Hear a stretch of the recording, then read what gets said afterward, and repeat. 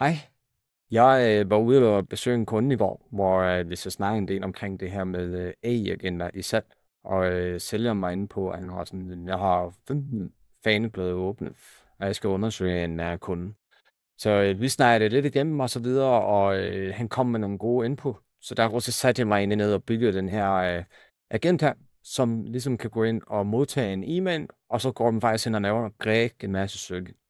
Så jeg tænker egentlig bare, at jeg vil vise den. Så jeg prøver lige at kopiere mailen her. Undersøg det. Altså, undersøg. Vil der ud. Altså, undersøg. Så sender jeg simpelthen den afsted. Så går den ind og lytter på det.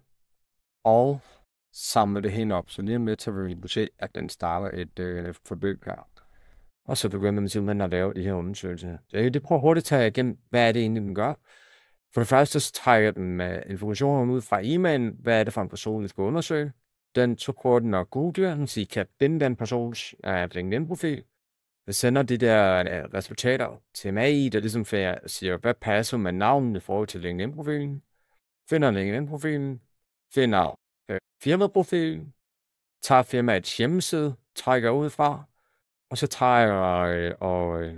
tager CVR-nummeret. Herefter så søger jeg på CVR. Efter det her nummer her. Så trækker jeg årsrapporten ud.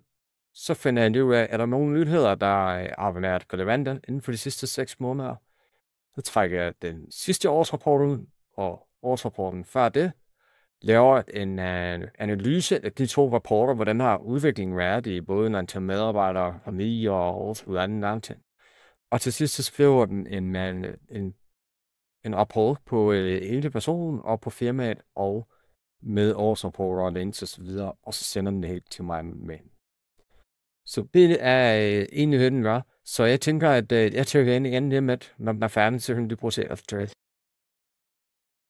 Yes. Så blev den færdig med at køre. Så lad os lige prøve at steppe igennem og se, hvad den rent faktisk er kommet frem til.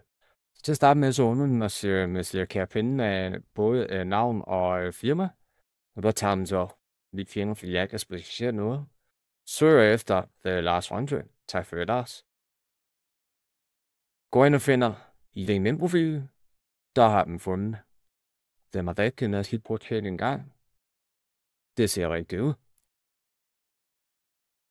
Så herefter så bruger LinkedIn og finder profilen og firmaprofilen og tager hjemmesiden og siger, hvad indhold er der rent faktisk på hjemmesiden, så det er alt indhold på hjemmesiden.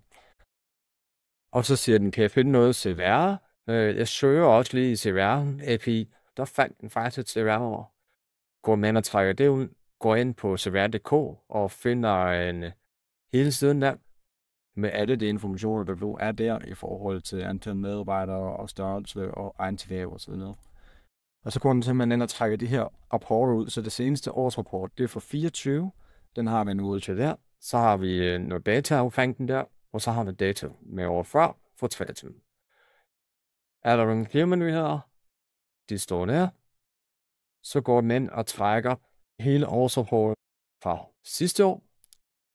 Og så trækker den årsrapporten over før. Laver en analyse. Og så laver den hele det her spil på det. Så en sammenfatning af Lars, kernekompetencer om highlights fra hans baggrund, hvor daggår, værdi for en starte, finansiel analyse, hvordan har udviklingen været i de seneste år, resultater, nøgletal, bla bla bla, og den seneste årsrapport, som jeg bare lige kan åbne op her.